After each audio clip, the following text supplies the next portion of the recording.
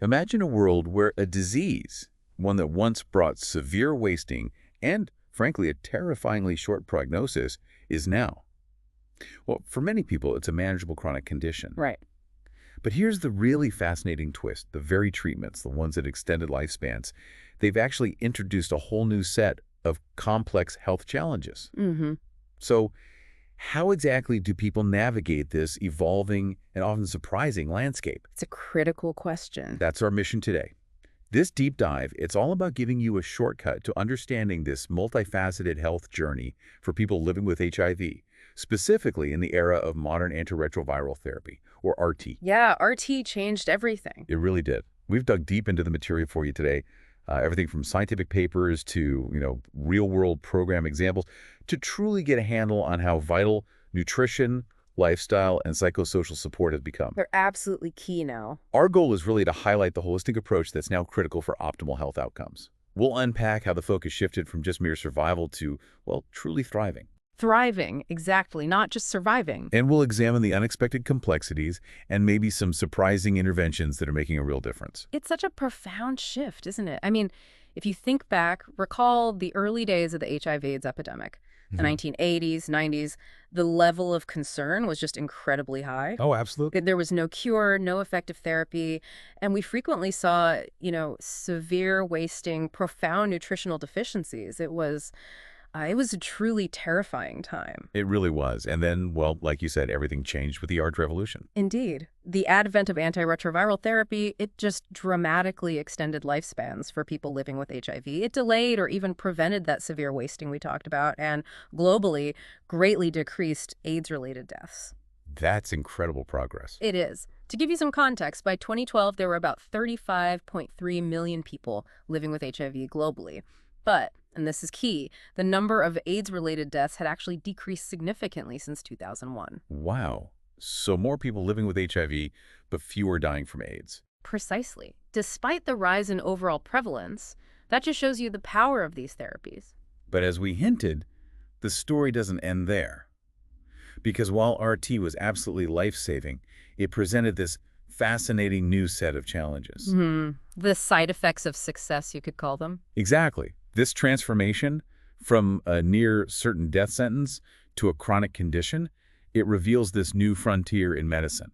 We're no longer just battling the virus. Right. Now we're also managing the consequences of the treatment itself. These treatments, life-saving, yes, but they can introduce metabolic complexities. Things like fat accumulation, energy loss, chronic inflammation. Yeah, whole new layer. So the question naturally arises, how exactly do we cope with this complex new health landscape that's been created by these successful treatments? Well, it's interesting. Historically, before modern medicine offered such powerful drugs, people often turned to other things, dietary plants, herbal extracts, nutrients. To manage chronic illnesses. Exactly. They used these to compensate for physical changes, like wasting or nutritional deficiencies. They treated nutrition as a really crucial part of managing incurable diseases. And that understanding that food can be medicine, it seems to have made a powerful comeback in HIV care. A very powerful resurgence. And a standout example of this, particularly in the United States, is the Ryan White Food and Nutrition Services Program, the FNS program. Ah, yes, Ryan White. It's arguably the most robust FNS program in the country for people living with chronic illnesses. It really shows how comprehensive food services can be woven right into the fabric of healthcare. Oh, so it's more than just handing out food. Oh, much more. It's a really comprehensive model. Many of the home-delivered meal providers under this program, they offer an incredible array of individualized, medically tailored diets. Like what specifically? Everything from vegetarian to low-fat or low-sodium, whatever the person's medical needs dictate. And beyond just delivering the food, they provide nutrition education. They constantly monitor the client's well-being. It's a truly holistic approach. And we've got some really incredible case studies from the sources that highlight this in action, right? They show the diverse ways these programs adapt. Absolutely. They're quite inspiring. Like God's Love We Deliver in New York City, founded specifically for the HIV/AIDS crisis back in 1985. Right at the heart of the epidemic. Exactly. And now they champion this truly family-inclusive approach, serving not just the person with HIV, but also children, caregivers, and they boldly advocate for integrating these services into Medicaid. which is huge. They're really showing how this kind of preventative nutritional support can lead to significant cost savings down the line How so? by keeping people healthier, more stable, and out of higher level, much more expensive care, like hospitals or nursing homes. Makes perfect sense. Then you have Heartland Health Outreach in Chicago. They merged with Vital Bridges. That's right. And they don't just provide a massive number of meals, like 410,000 meals to 1,300 clients annually. Wow. Their real focus is on demonstrating the improved health outcomes that come directly from their individual and group nutrition counseling. They're building the evidence base. Connecting the dots between the service and the health result. Smart. And in Philly, In Philadelphia, there's the Metropolitan Area Neighborhood Nutrition Alliance, or M&A. They also expanded beyond just HIV to other life-threatening illnesses. so a broader reach now. Yes, they provide 21 medically appropriate home-delivered meals per week, plus the counseling. And interestingly, after they expanded their comprehensive nutrition services back in 2008, they saw a really substantial increase in clients reporting improved wellness and quality of life. That's powerful feedback. What about community servings in Boston? Another great example. Started for people living with HIV in 1990, now they serve about 1,500 clients with various illnesses, delivering around 450,000 meals annually. Also huge numbers. Right. But what's particularly smart about their model is how they recertify clients each year based on medical severity and mobility. Okay, so it's targeted. Very targeted. They ensure the meals are a strategic, short-term intervention for critical stages of illness. And it's always coupled with nutrition education to promote self-sufficiency down the road.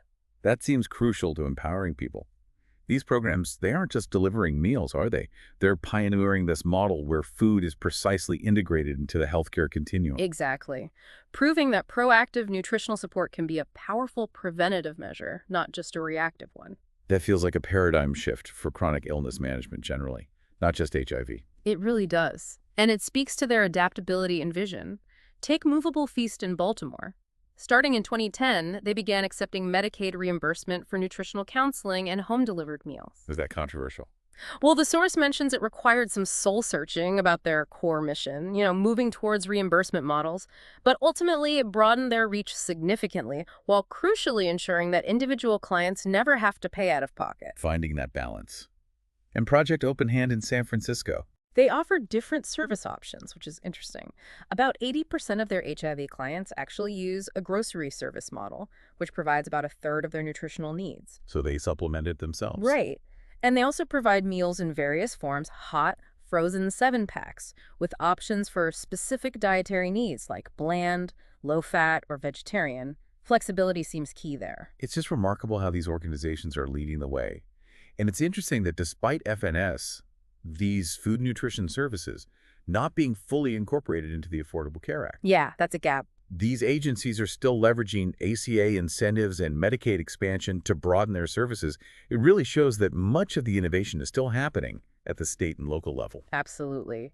That's where these groundbreaking programs can often flourish. What's so fascinating here, though, is how these programs aren't just providing food.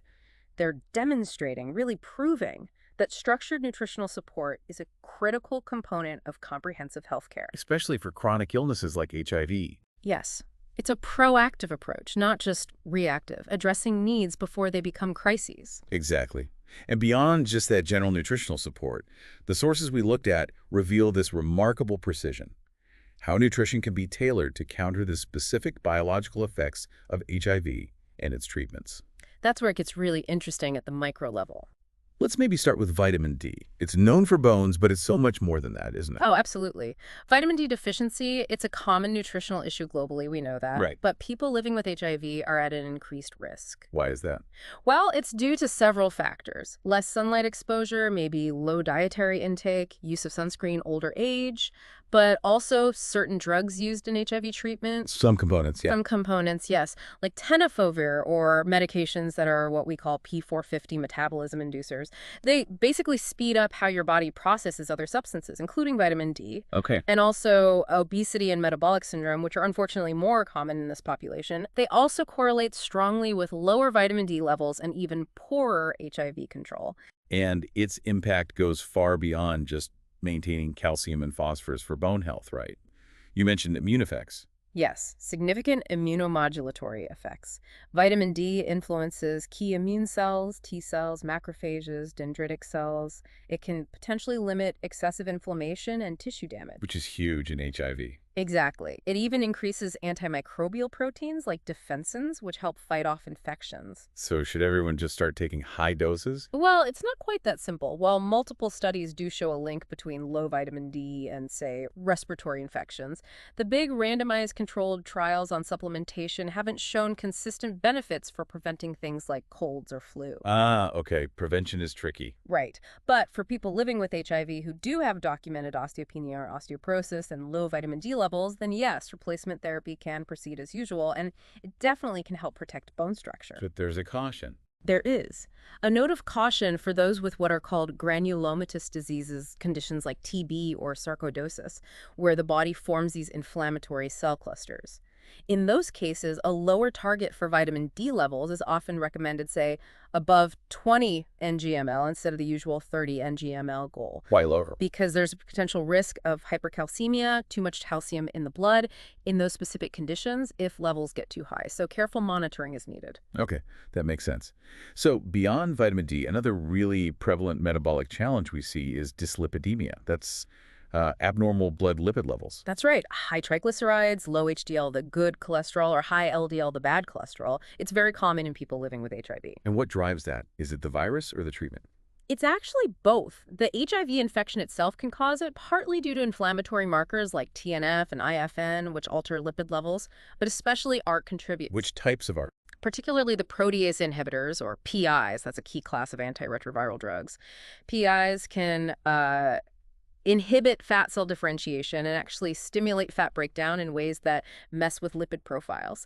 Even NRTIs, another type of medication in the RT regimen, can contribute. So what can be done? Is diet the first step? Absolutely. Dietary intervention is a crucial first line of defense here. For example, simply reducing overall fat intake, say, from 31% down to 21% of daily calories, that can help prevent increases in total and LDL cholesterol and also reduce triglycerides. Are there specific diets that seem particularly helpful? Yes, the Mediterranean diet, with its focus on whole, unprocessed foods, healthy fats, fruits, vegetables, has shown favorable results. It helps reduce total and LDL cholesterol and is generally effective in protecting against cardiovascular disease, which is a concern for people living with HIV long term. And what about supplements for lipids?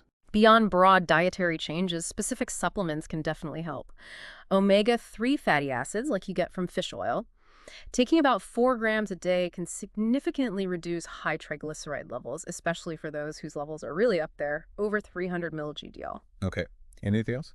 Yeah, there are phytosterols, plant compounds, which at about 2 grams daily can help reduce LDL-C, the bad cholesterol. And then there's red yeast rice. I've heard of that. It actually contains a substance that's chemically similar to statin drugs. Pilot studies have shown it can be effective in reducing cholesterol. But it's safe. Well, that's the caution. The amount of the active compound can vary a lot between products, and there's also a potential risk of contaminants or toxins. So it's something to approach carefully, definitely under guidance. Good to know. And what about insulin resistance and diabetes? That also seems to pop up for some people on RT. Indeed, it does. RT, again, particularly certain PIs, drugs like indinavir, amprenavir, ritonavir, nelfinavir, sequinavir, they can induce insulin resistance and also impair the body's ability to secrete insulin properly. Leading to glucose metabolism problems. Exactly.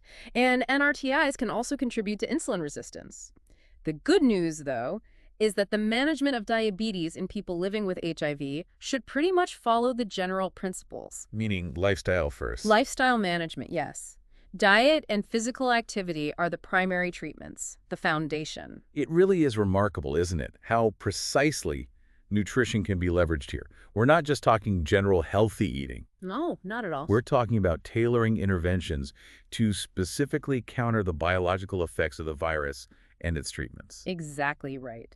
And beyond these specific nutrients we've discussed, vitamin D, lipids, glucose, the bigger picture of micronutrients and general supplements is also critical. You mean overall nutritional status? Yes. Balanced nutrition is just central to health for everyone, but micronutrient deficiencies are particularly common in people living with HIV, and they can actually worsen disease progression if not addressed. So for you listening, which specific micronutrients maybe stand out as important based on the sources? Well, vitamins A, C, and E, along with the mineral zinc, are important antioxidants. They help combat oxidative stress. Selenium is known to boost immune cells. Okay. Glutamine, which is an amino acid, might help with weight gain, maintaining lean body mass, and improving intestinal absorption, which could potentially help with issues like diarrhea. Gut health seems important too. Very important. And that brings us to probiotics, things like lactobacillus and bifidobacterium. These beneficial bacteria help maintain gut health and can enhance immune defenses right there in the gut lining. It's all about comprehensive support for the body's systems. It really paints a picture of needing a multi-pronged approach.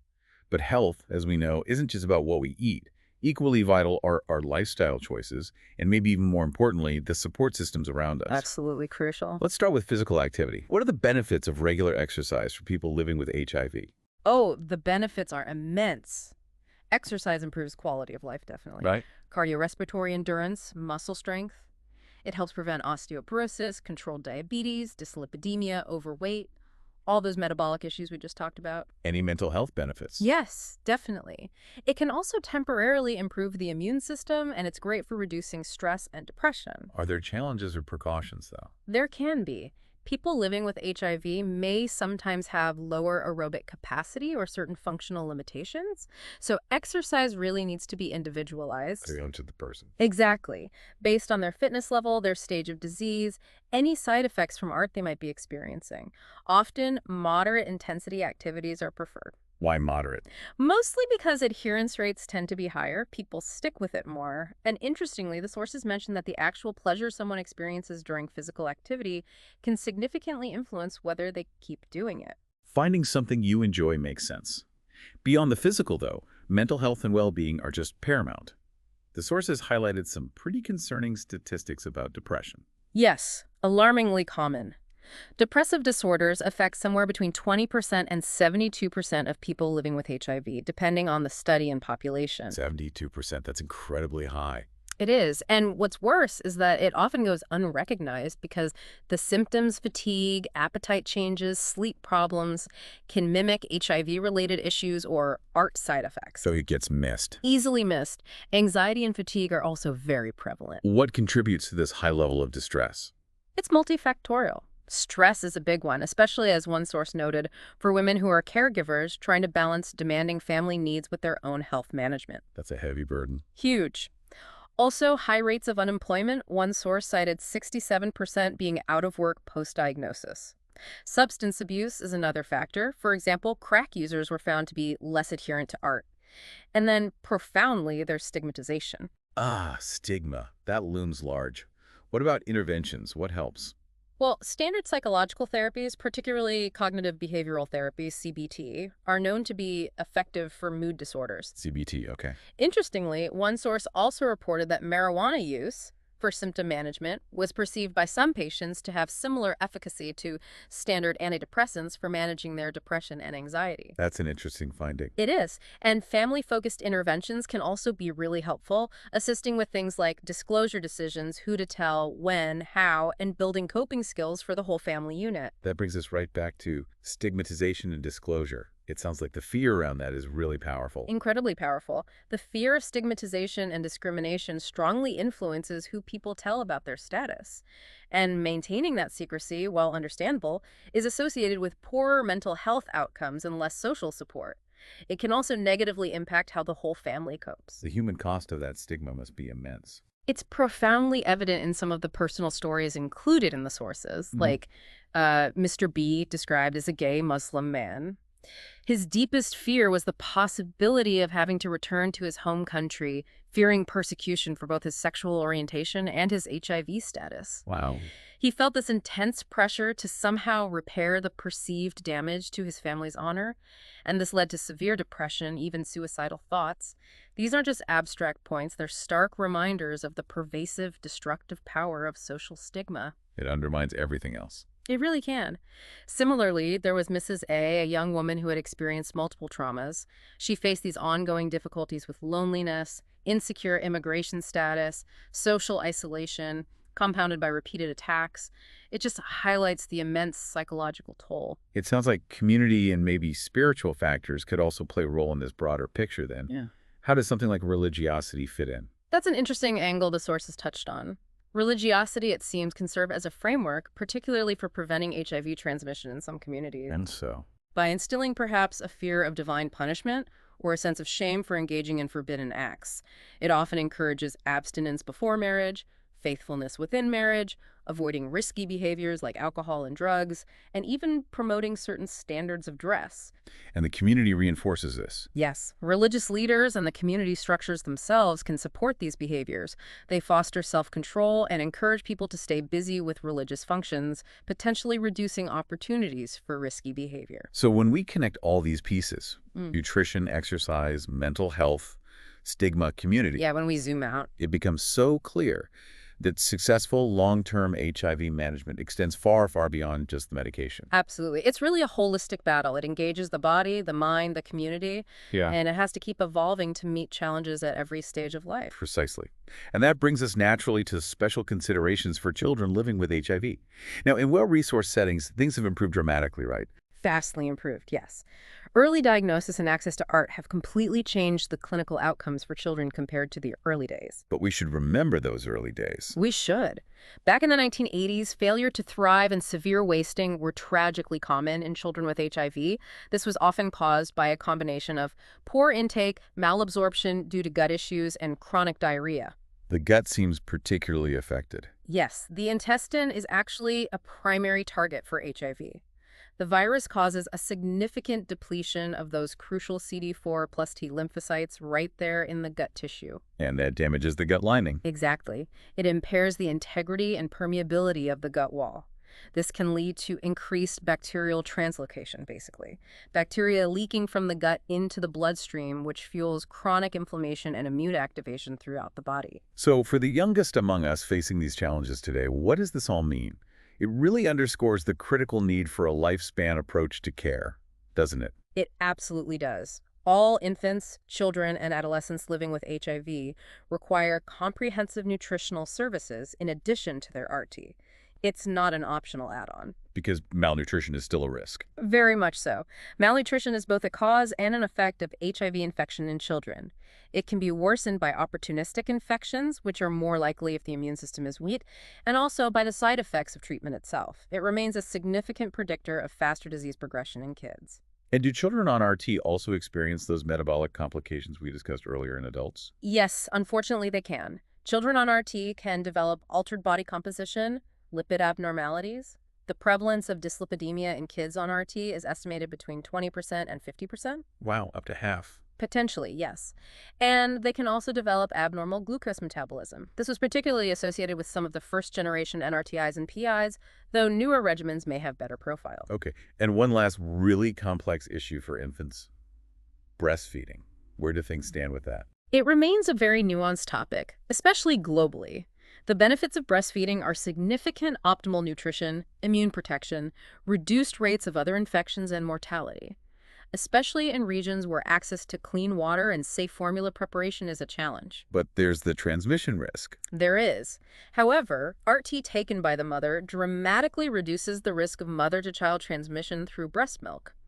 The challenge often lies in ensuring the mother's adherence to her own RT is consistent throughout the breastfeeding period, especially postpartum, which can be a difficult time. So complex decisions for mothers and healthcare providers. Very complex, requiring careful counseling and support. Okay, so we've taken quite a deep dive today into how HIV care has just fundamentally transformed, moving from managing, what was often a deadly disease to optimizing long-term health and quality of life. It's a remarkable evolution. We've seen how nutrition, both general support and those really targeted dietary interventions, plus physical activity and robust psychosocial support. They aren't just complementary anymore. No, they're absolutely essential pillars of care. Especially as art itself introduces these new metabolic complexities we have to manage. Right. This whole journey, it really reveals that while science has given us these incredibly powerful tools to suppress the virus, the true art of living well with HIV now lies in those daily individual choices, combined with the systemic supports that nourish not just the body, But the whole person. exactly, the whole person, mind, community, and spirit. So maybe the final thought for you listening is, What does this incredibly holistic, adaptive approach developed for HIV tell us about the future of managing other chronic diseases? Where else do we need to integrate personal responsibility with comprehensive, truly integrated care, moving beyond just the pill or the procedure? What other conditions could benefit from this kind of blueprint?